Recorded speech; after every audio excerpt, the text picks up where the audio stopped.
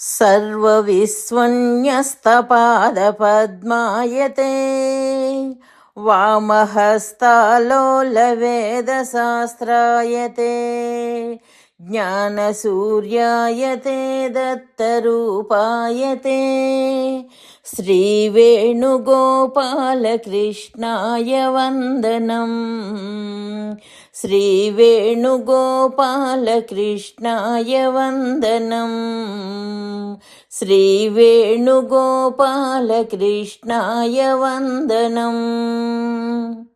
శ్రీదత్తవేదము అక్షర ప్రసాదము. కర్తవ్యము.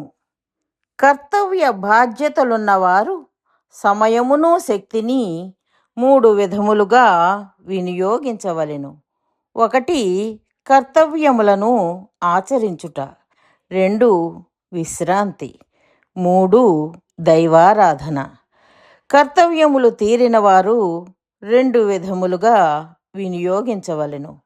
1 విశ్రాంతి, 2 దైవారాధన.